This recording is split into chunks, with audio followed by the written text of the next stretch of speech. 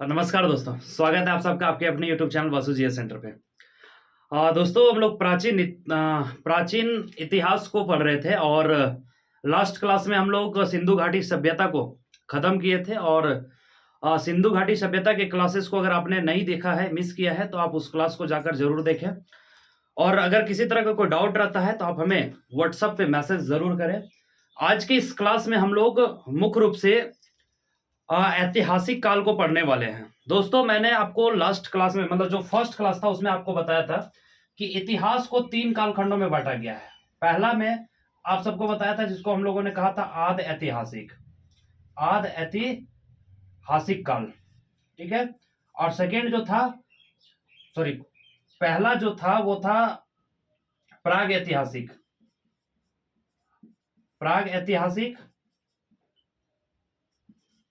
और जो सेकेंड था उसको हम लोगों ने कहा था आद ऐतिहासिक। और फिर जो तीसरा काल था उसको हमने बताया था ऐतिहासिक काल। अब देखिए, प्राग ऐतिहासिक काल में मैंने आप सबको बताया था कि इसमें जो भी साक्ष्य मिले हैं सब आर्कियोलॉजिकल है, मतलब पुरातात्विक साक्ष्य मिले हुए। और आद ऐतिहासिक काल में मैंने बताया था कि बहुत सारे लिखित स्रोत मिले हैं, मतलब आर्कियोलॉजिकल पुरातात्विक के साथ साथ लिखित प्रमाण भी मिले हैं, लेकिन उसको पढ़ा नहीं गया है। और ऐतिहासिक हमने बताया था कि जहां पे लिखित प्रमाण मिला है और उसको पढ़ा भी गया है। तो प्राग ऐतिहासिक काल में हमने आप सबको पाषाण काल के बारे में पढ़ाया था, और आद ऐतिहासिक काल में हमने आप सबको सिंधु घाटी सभ्यता के बारे में पढ़ाया, और फिर ऐतिहासिक काल को हम लोग डिस्कस करने वाले हैं।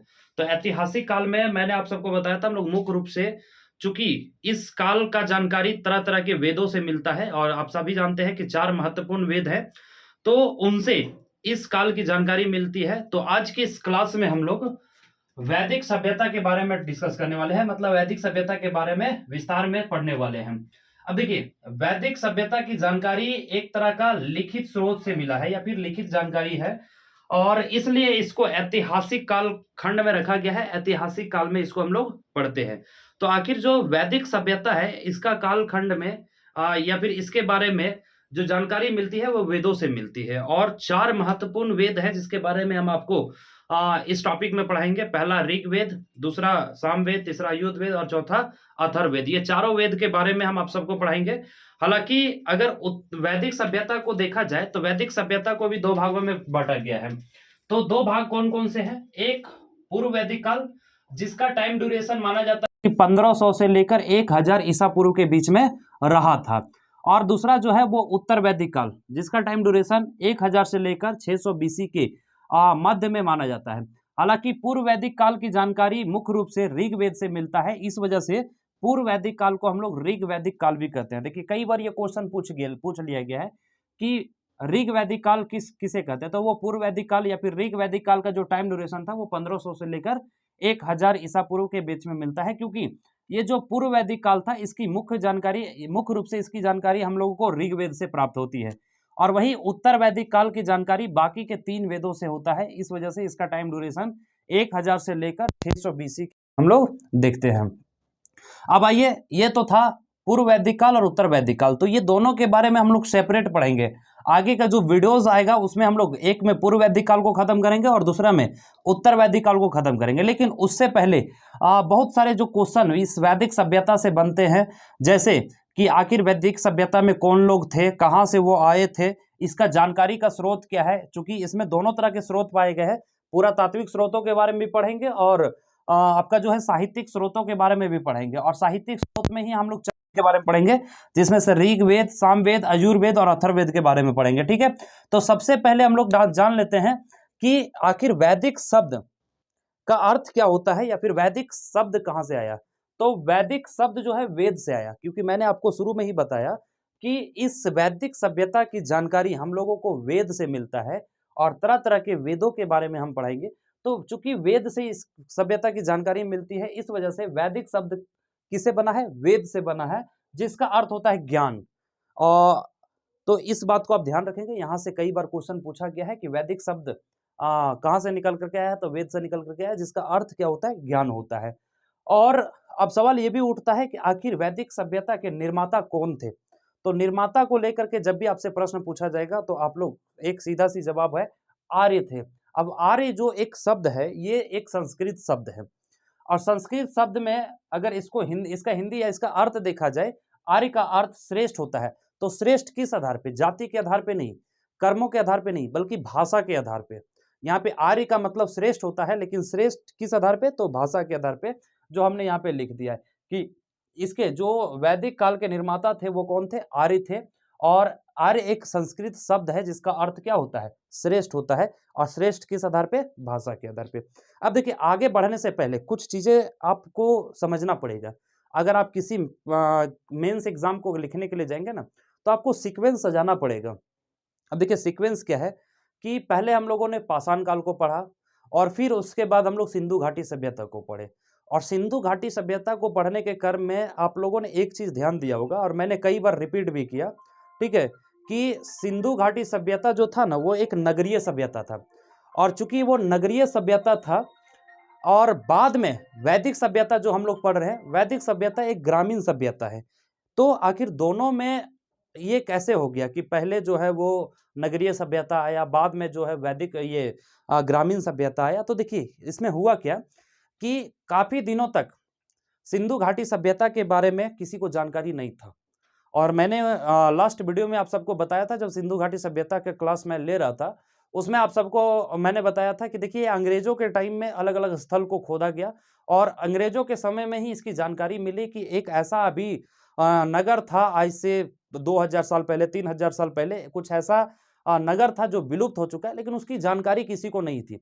तो जब तक सिंधु घाटी सभ्यता की जानकारी किसी को नहीं थी, तब तक ऐसा माना जाता था भारतीय इतिहास में कि सबसे पुराना सभ्यता जो है वो हमारा वैदिक सभ्यता था। लेकिन ये डाउट बहुत जल्दी क्लियर हो गया, और तब क्लियर हो गया जब सिंधु घाटी सभ्यता की खुदाई का काम शुरू हुआ। सिंधु घाटी सभ्यता के बारे में पूर्ण जानकारी जब मिल गया, उसके बाद ये लगने लगा, ये तय फाइनल हो गया, या फिर ये निश्चित हो गया कि नहीं, सबसे पुराना सभ्यता हमारा वैदिक सभ्यता नहीं बल्कि सिंधु घाटी सभ्यता है।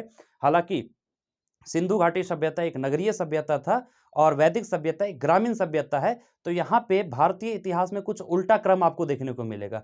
अक्सर क्या होता है कि पहले ग्रामीण सभ्यता होता है, तब नगरीय सभ्यता होता है, लेकिन यहाँ पे आपको पहले नगरीय सभ्यता देखने को मिलेगा, और बाद में फिर ग्रामीण सभ्यता का उदय के बारे में या फिर ग्रामीण सभ्यता के बारे में आप सबको पढ़ने को मिलेगा।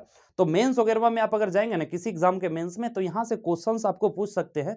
तो देखिए किसी भी चीजों को एक दूसरे से जोड़ करके समझना बहुत जरूरी होता है, क्योंकि पहले हम लोग नगरीय सभ्यता को पढ़े, फिर ग्रामीण सभ्यता को पढ़े। और जब सिंधु घाटी सभ्यता को हम लोग पढ़ रहे थे, तो वहां पे मैंने आप सबको बताया था कि लगभग 1700 ईस्वी में 1700 ईसा पूर्व में, ईस्वी नहीं, 1700 ईसा पूर्व में सिंधु घाटी सभ्यता का जो है वो अंत हो चुका था। हालांकि अभी के जितने भी इतिहास चल रहे हैं उसमें ईसा पूर्व ही आपको देखने को मिलेगा। जब ईस्वी आना शुरू हो जाएगा तो फिर हम आपको उस समय बता देंगे, ठीक है, अलर्ट कर देंगे। तो 1700 ईस्वी के लगभग में सिंधु घाटी सभ्यता का पतन बताया जाता है, अलग अलग इतिहासकारों का मत है। और वही हमने ये वैदिक सभ्यता जो पढ़ाना शुरू किया है, तो वैदिक सभ्यता को लेकर मत है कि यह जो चला था वो 1500 बीसी से 1500 बीसी से लेकर और आपका 600 बीसी तक चला था, ठीक है, 600 बीसी के बीच चला था। तो देखिए 1700 बीसी में, ये 1700 शायद ऊपर अगर नहीं दिख रहा होगा तो कोई सुने, आप सुन लीजिए, 1700 बीसी में सिंधु घाटी सभ्यता का पतन हो चुका था, और बाद में फिर 1500 ईसा पूर्व मतलब बीसी से वैदिक सभ्यता के बारे में जानकारी मिला है, या फिर वैदिक सभ्यता की जानकारी हमें प्राप्त हुई है।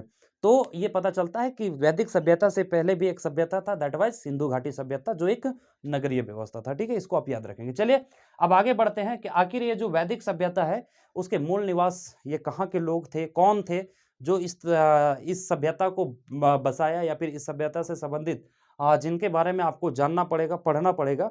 तो इसके मूल निवासी के बारे में अगर आपसे पूछा जाएगा तो अलग अलग इतिहासकारों का अलग अलग मत है, ठीक है। उसमें से 4 प्रमुख लोगों के बारे में आपको पढ़ना है, जिसमें से पहला आपको पढ़ना है मैक्स मुलर। मैक्स मुलर के अनुसार, जो मैक्स मुलर थे उनका मानना था कि ये जो वैदिक सभ्यता में रहने वाले आर्य थे वो एक्चुअल में मध्य एशिया से आए हुए थे, ठीक है। ये कहां से आए हुए थे? तो मध्य एशिया से आए हुए थे।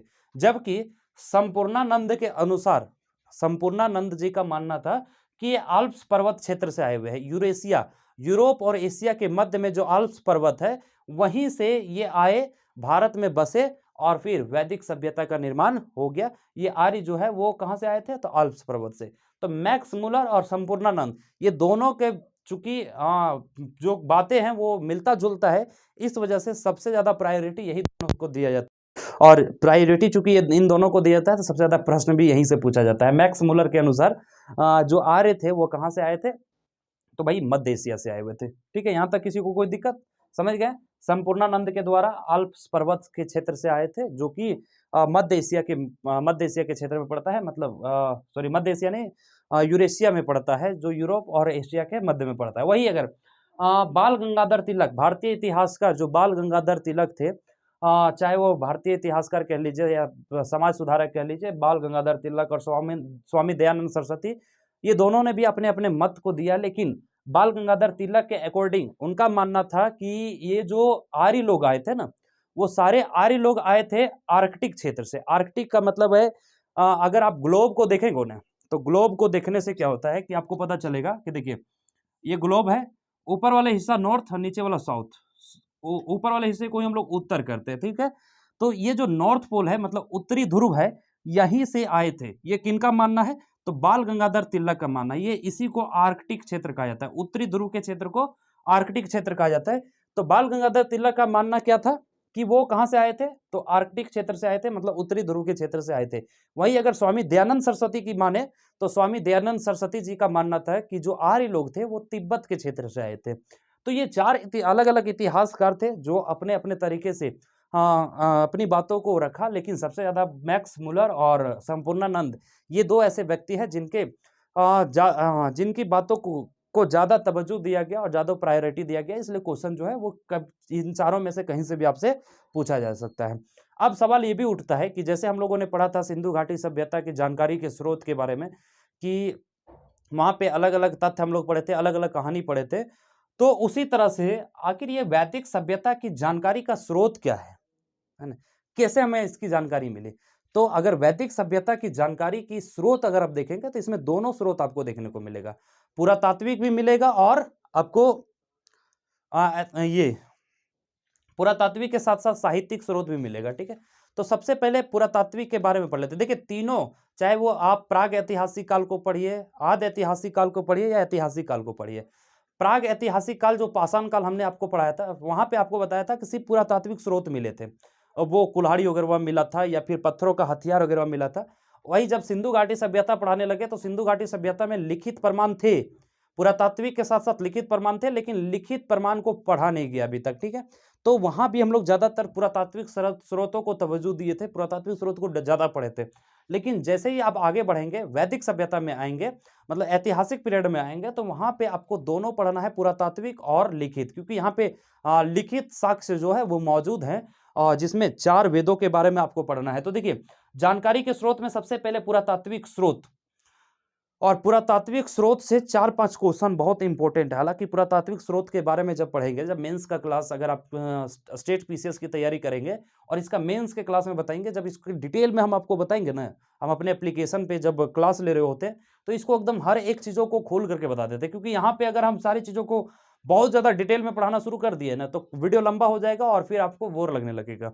तो अगर आप इसको डिटेल में, अगर इस क्लास को करना चाहते हैं, तो आप हमारे एप्लीकेशन को डाउनलोड कर सकते हैं। वहां पे हम आपको बता देंगे कि पुरातात्विक स्रोत की पूरी कहानी क्या थी, जहां से वैदिक सभ्यता की जानकारी हमें प्राप्त होती है। ठीक है, तो चलिए पुरातात्विक स्रोत के कुछ मुख्य बिंदु हम आप सबको बता देते हैं, जहां से अभी तक क्वेश्चन पूछे गए हैं अलग अलग एग्जाम में, चाहे वो एसएससी का एग्जाम हो, रेलवे का एग्जाम हो, या फिर अगर किसी स्टेट पीसीएस की तैयारी कर रहे हैं तो वहां पे भी इस तरह के क्वेश्चन अनेक बार पूछा गया है। तो इस वजह से ये सारे पॉइंट्स आपके लिए बहुत महत्वपूर्ण हो जाते हैं। तो चलिए पुरातात्विक स्रोत में अगर देखा जाए तो बोगाज कोई अभिलेख जो लगभग 1400 बीसी में मिला था, 1400 बीसी में एक बोगाज कोई अभिलेख मिला था। ये माना जाता है कि वैदिक सभ्यता का सबसे पुराना अभिलेख था। सबसे पहला क्वेश्चन यही बनता है कि सबसे पुराना, इस अभिलेख से 4 देवताओं का जिक्र आपको देखने को मिलता है, जहां से बहुत बार क्वेश्चन पूछा गया है, खास करके बीपीएससी में ये क्वेश्चन ना जाने कई बार पूछा गया है कि 1400 बीसी में जो अभिलेख मिला था, दैट वाज बोगाज कोई अभिलेख, और वहां से 4 देवताओं के उल्लेख मिलता है, जिसमें से 4 में से है इंद्र, वरुण, मित्र और नासत्य। ठीक है, ये चारों को हम सर्कल कर देते हैं, यहाँ पे आप लोग ध्यान से हाईलाइट कर देते हैं। इंद्र, वरुण, मित्र और नासत्य, ये चारों ऐसे मतलब देवता थे जिनकी जानकारी जो है वो पुरातात्विक स्रोत के रूप में मिलता है और खास तौर पे एक अभिलेख के जरिए मिलता है, जो कि इस वैदिक सभ्यता का सबसे पुराना अभिलेख कंसिडर किया जाता है। उसके बाद सेकेंड पॉइंट आप याद रखेंगे, जैसा कि मैंने आपको पूर्व में ही बताया कि वैदिक सभ्यता को जानकारी के स्रोतों के आधार पर 2 भागों में बांटा गया है, एक पूर्व वैदिक काल और एक उत्तर वैदिक काल। पूर्व वैदिक काल को हम लोग ऋग वैदिक काल भी कहते हैं। तो उसी तरह से पूर्व वैदिक काल में मिले मिट्टी के बर्तन को अलग नाम से जाना जाता था, वहीं उत्तर वैदिक काल में मिले मिट्टी के बर्तन को अलग नाम से जाना जाता था। तो पूर्व वैदिक काल में जो मिट्टी का बर्तन मिला था उसको गौरिक मृत भांड या फिर ओसीपी कहा जाता है। ध्यान रखेंगे, गौरिक मृत भांड, मृत भांड का मतलब होता है मिट्टी का बना हुआ बर्तन, जो कुम्हार लोग बनाते हैं ना उसको। तो गौरिक मृत भांड, इसी को ओसीपी कहा जाता है। और उसी तरह से उत्तर वैदिक काल में जो मिट्टी के बर्तन मिले थे उसको चित्रित धूसर मृत भांड, चित्रित धूसर मृत भांड के नाम से जानते हैं, इसी को PGW भी कहा जाता है। क्लियर, यहां तक समझ में आ गया। तो पूर्व वैदिक काल और उत्तर वैदिक काल मैंने शुरू में ही आपको समझा दिया है, यहाँ पे इस पॉइंट में आप कंफ्यूज नहीं करेंगे, क्योंकि दोनों में मिट्टी का बर्तन है, लेकिन दोनों काल जो है अलग अलग है, एक पूर्व वैदिक काल है, एक उत्तर वैदिक काल है, मतलब बाद वाला वैदिक काल। तो ये था कुछ पुरातात्विक स्रोत जहां से हमें इस सभ्यता के बारे में जानकारी मिलता है। लेकिन अब आइए साहित्यिक स्रोत के बारे में। और वैदिक सभ्यता का जो साहित्यिक स्रोत का जो सबसे मुख्य स्रोत था ना, वो है वेद। चूंकि 4 अलग अलग वेदों से इस वैदिक सभ्यता की जानकारी हमें प्राप्त होती है, तो वेदों से जो हमें जानकारी मिली है, तो चूंकि वेदों को लिखा गया था, इस वजह से ये साहित्यिक स्रोत कहलाएगा। क्योंकि मैंने शुरू में ही आप सबको पहले बता रखा है कि अगर कोई लिखित प्रमाण मिलता है तो उसी को हम लोग साहित्यिक स्रोत कहते हैं। तो आइए, साहित्यिक स्रोत में सब 4 अलग अलग वेद आपको पढ़ने हैं। पहला आपको ऋग्वेद, दूसरा सामवेद, तीसरा अजुर्वेद और चौथा अथर्ववेद। ऋग्वेद से मुख्य रूप से पूर्व वैदिक काल की जानकारी मिलती है और बाकी की तीनों वेदों से उत्तर वैदिक काल की जानकारी मिलती है। तो आइए सबसे पहले हम लोग ऋग वैदिक काल को निपटा लेते हैं। ऋग वैदिक काल से आखिर वैदिक सभ्यता का क्या जानकारी मिलता है। तो देखिए, ऋग वेद जो है वो सबसे प्राचीन वेद है। अब भाई सबसे पहला वेद है, सबसे प्राचीन भी होगा, जिसका संकलन वेद व्यास व कृष्ण द्रौपायन के द्वारा किया गया था। ध्यान रखेंगे, अक्सर ये क्वेश्चन में आप लोग पढ़ते होंगे वन लाइनर क्वेश्चन में कि ऋग वेद का संकलन किनके द्वारा किया गया है, तो वहां पे एक ही ऑप्शन आपको दिया जाता है, वेद व्यास। जबकि वेद व्यास और कृष्ण द्रौपायन के द्वारा किया गया था, मतलब ये दोनों के द्वारा किया गया था। तो आप ये ध्यान रखेंगे, ऋग्वेद सबसे प्राचीन वेद है जिसका संकलन वेद व्यास या कृष्ण द्रौपायन के द्वारा किया गया था। इस अगर वेद को पढ़ेंगे तो वेद एक तरह से क्या होता है कि ये लिखित है, तो एक किताबों की तरह है, ये है ना। इसमें कुल आपको 10 अध्याय, जिसको मंडल के नाम से मतलब कहा जाता है, मंडल कहा गया इसमें, तो 10 अध्याय और 1028 सूक्त आपको मिलेंगे। सूक्त का मतलब होता है मंत्र। अब आइए इसको समझिए ध्यान से। देखिए, ऋग्वेद एक ऐसा वेद है जिसमें टोटल 10 चैप्टर्स दिए गए हैं और उन 10 चैप्टर में मंत्रों की संख्या, सूक्तों की संख्या 1028 है, मतलब 1028 है। अब इसको आप इस तरह से देख सकते हैं, जब पॉलिटी में आप संविधान को पढ़ रहे होते हैं ना, तो कॉन्स्टिट्यूशन को जब पढ़ रहे होते हैं तो उसमें भी आप पढ़ते हैं कि कॉन्स्टिट्यूशन में टोटल कितने चैप्टर हैं, 22 चैप्टर हैं और कितने अनुच्छेद हैं, तो 395 अनुच्छेद है। तो एक चैप्टर में कुछ अनुच्छेद है, फिर दूसरा चैप्टर में कुछ अनुच्छेद है। उसी तरह से 10 अध्याय हैं और 10 अध्याय में 1028 मंत्र इस ऋग्वेद में दिए गए। और ध्यान रखिएगा, 1028 मंत्र, इन मंत्रों को जो सीख लिए, वो कहा जाता है ना कि दुनिया को अपने वश में कर सकता है। आपको बिच्छू काटता है, सांप काटता है या फिर कोई भी विषैला चीज काटता है, तो आप अगर अक्सर लोग जाते होंगे झड़वाने फुकवाने के लिए, तो आखिर वो कहाँ से आया है, तो यहीं से आया है। इसी का कुछ हिस्सा 1-2 मंत्र लोग याद कर लेते हैं और फिर अपने आप को विद्वान बनना शुरू हो जाते हैं। तो सोचिए ये जो ऋग्वेद जो है वो खुद में कितना बड़ा होगा। खैर चलिए, तो ऋग्वेद का ये संकलन वेद व्यास या कृष्ण द्रौपायन के द्वारा किया गया, जिसमें 10 चैप्टर मतलब 10 अध्याय और 1028 मंत्र हैं। और ध्यान रखेंगे, इसमें टोटल जो 10 चैप्टर है ना, उसमें से 2 से लेकर के 9वें चैप्टर तक इसकी रचना सबसे पहले की गई थी। बात मतलब टके की बात तो ये है कि चैप्टर 2 से लेकर के चैप्टर 9 तक की सबसे पहला लिख गया था, बाकी 1 और 10वां, पहला और 10वां जो है इसको जोड़ा गया था। इस तरह से मैंने यहाँ पे एक पॉइंट लिख दिया है कि पहला व 10वां मंडल सबसे नया है। मंडल का मतलब मैंने आपको बताया अध्याय, तो पहला और 10वां मंडल सबसे नया है। इस ऋग्वेद में टोटल 10 चैप्टर है, जिसमें से पहला चैप्टर और 10वां चैप्टर सबसे नया है, क्योंकि दूसरा से लेकर 9वां चैप्टर पहले इसमें जोड़ा गया था। अब देखिए 10 चैप्टर है तो 10 चैप्टर में अलग अलग चीजों का जिक्र है।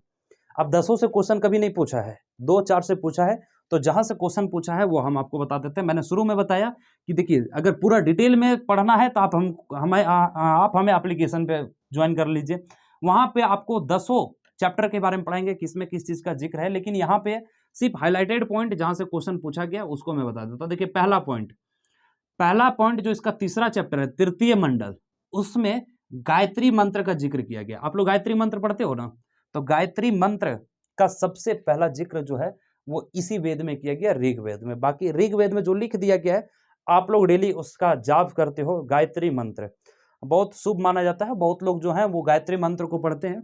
तो इस ऋग्वेद का जो तीसरा चैप्टर है उसमें गायत्री मंत्र का उल्लेख किया गया है। ये गायत्री मंत्र से संबंधित है, जिसकी रचना विश्वामित्र के द्वारा किया गया था। ध्यान रखेंगे, गायत्री मंत्र की रचना किसने की? विश्वामित्र ने किया। उसी तरह से अगर इसका 7वें चैप्टर में आप जाएंगे, 7वें मंडल में, तो इसमें 10 राग युद्ध के बारे में चर्चा किया गया है। 10 राग युद्ध का मतलब होता है 10 राजाओं के बीच युद्ध के बारे में इसमें डिस्कस किया गया। क्वेश्चन आपसे यही पूछेगा कि 10 राग युद्ध की चर्चा ऋग्वेद के किस मंडल में किया गया है, तो उसमें ऑप्शन दिया रहेगा 4, 5, 7, 9 ऐसे करके, तो आपका ऑप्शन 7 जो है वो सही हो जाएगा।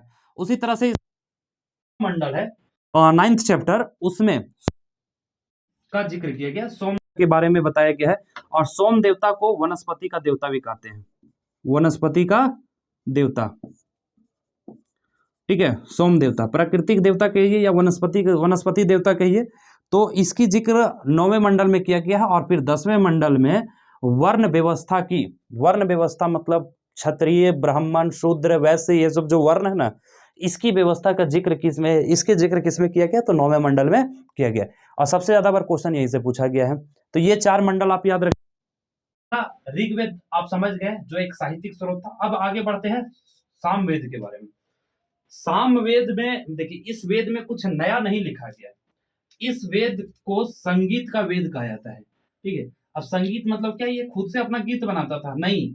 यहाँ पे आपने जो देखा 1028 मंत्र जो ऋग्वेद में लिखा गया है, तो हर एक मंत्र को गाने के लिए भी एक टोन चाहिए, उसको भी अपने एक तरीके से, जैसे नहीं होता है कि है तो उसको भी गाने के तरीके से पढ़ता है, तो उसी को गाया गया था। तो सामवेद एक ऐसा वेद है जिसमें कुछ नया चीज आपको देखने को नहीं मिलेगा, नया संकलन देखने को नहीं मिलेगा, बल्कि एक संगीत का वेद इसलिए कहा जाता है क्योंकि जो ऋग्वेद में मंत्र लिखे गए उसी को इसको एक सही रूप दे करके गाने का प्रयास किया गया। और 7 सुरों का सर्वप्रथम उल्लेख इसी वेद में आपको देखने को मिलेगा। 7 सुरों, जो म्यूजिक वगैरह में इंटरेस्ट रखते होंगे उनको अब पता होगा कि 7 क्या होते हैं। तो सबसे पहला उल्लेख सामवेद में मिला था। अब आ जाइए अजुर्वेद। अजुर्वेद में देखिए, हर व्यक्ति अपने लाइफ में ना 2-3 ऐसे कार्य करना चाहता है जिससे वो अपने आप को बड़ा शुभ मानता है। एक बेटी का कन्यादान है ना, तो उस पिता के लिए सबसे सौभाग्यशाली पल होता है कि जब वो अपनी बेटी का कन्यादान करता है। उसी तरह से अगर कोई व्यक्ति अपने जीवन में यज्ञ कर लेता है, तो यज्ञ करना भी अपने जीवन का एक सबसे सुलभ पल माना जाता है। तो आखिर यज्ञ जब मैंने आपको सिंधु घाटी सभ्यता पढ़ा रहा था, तो सिंधु घाटी सभ्यता में आप सबको बताया था कि वहां पे अग्निकुंड का कुछ प्रमाण मिला है। तो अग्निकुंड था मतलब यज्ञ वहां भी होता था, लेकिन किस विधि से होता था इसकी कोई जानकारी नहीं है। यज्ञ को का क्या विधि है, इसमें क्या प्रोसीजर फॉलो करनी चाहिए, किस तरह से यज्ञ होता है, ये सारी जानकारी आपको कहाँ मिलेगी? तो अजुर्वेद में मिलेगी। इसलिए यहाँ पे मैंने लिखा है कि यज्ञ का विधियों का वर्णन, यज्ञ का कोई ना कोई विधि होगा, उसका वर्णन अयुर्वेद में किया गया है। तो अयुर्वेद को आप अगर पूरा पढ़े होंगे तो यज्ञ के बारे में आपको पूरी जानकारी मिल जाएगी। अब आ जाइए अथर्ववेद। अथर्ववेद सबसे खतरनाक वेद माना जाता है, हालांकि ये सबसे अंतिम वेद है। 4 वेदों में सबसे अंतिम वेद जो है वो अथर्ववेद है। अब अथर्ववेद में जादू टोना, वही जो किसी का बिगाड़ने उगाड़ने वाला जो काम होता है, जादू टोना किसी पे करना, तो जादू टोना का चर्चा इसी अथर्ववेद में है। वशीकरण नहीं होता है कि किसी को कि वो अपने बस में कर लिया, उस भूत प्रेत वगैरह दिस दैट को अपने बस में वो कर लिया, तो वशीकरण। विवाहकरण, जो विवाह होती है ना इंसानों की, उसका क्या सही तरीका होता है, जैसे कहे इतना लोग इतना प्रोसीजर को फुलफिल करता है, तो विवाहकरण का पूरा व्यवस्था बताया गया है अथर्ववेद में। साथ ही साथ चूंकि ये ब्राह्मणों से रिलेटेड वेद है, विवाह कराना किनका काम है? ब्राह्मण का काम है। जादू टोना में को ठीक ठाक करना किनका काम है? ब्राह्मण का काम है। इस वजह से इस वेद भी कहा जाता है। अब ब्राह्मण वेद के कारण इसे श्रेष्ठ वेद भी कहा जाता है। तो कई बार क्वेश्चन पूछ लिया गया है कि इनमें से किसे श्रेष्ठ वेद कहा जाता है। चारों ऑप्शन दे देता है, लोग फटाक से ऋग्वेद को मार के आ जाते हैं, क्योंकि ऋग्वेद सबसे पहला वेद था। नहीं भाई, श्रेष्ठ वेद की दर्जा अथर्ववेद को दिया गया है, और इसी को ब्राह्मण वेद भी कहा जाता है। इस बात को आप लोग नहीं भूलेंगे। ऐसी छोटी छोटी गलतियां आप लोग कभी नहीं करेंगे, ठीक है। अब आगे समझ लेते हैं। देखिए, कुछ यहां से भी प्रश्न पूछ लिए जाते हैं। एक तरफ हमने वेद लिखा हुआ है, ऋग्वेद, सामवेद, अजुर्वेद और अथर्ववेद, ये चारों वेद का नाम हमने लिखा हुआ है। और एक तरफ उसके अध्येता, अध्येता मतलब जो उसको गाता है, जैसे ऋग्वेद के गाने वाले को हम लोग होत्री कहते हैं, सामवेद को गाने वाले को उद्गाता कहते हैं, अजुर्वेद को गाने वाले को अध्वर्यु कहते हैं, और अथर्ववेद को गाने वाले को ब्रह्मा कहते हैं। तो ये अध्येता हो गया अलग अलग वेद का। कभी कभी क्रम से भी क्वेश्चन पूछ लेता है, इसको ध्यान रखेंगे। और हर एक वेद का एक उपवेद है, जैसे ऋग्वेद का जो उपवेद है जिसको आयुर्वेद कहा जाता है, और सामवेद का जो उपवेद है उसको गंधर्व वेद कहा जाता है, अजुर्वेद का जो उपवेद है उसको धनुर्वेद कहा जाता है, और अथर्ववेद का जो उपवेद है उसको शिल्प वेद कहा जाता है, ठीक है। और इसके कुछ उपनिषद जहां से क्वेश्चन पूछ लिए जाते हैं कि ऋग्वेद के उपनिषद, तो ऐत्रेय और कौशिकी, ये ऋग्वेद के उपनिषद हैं।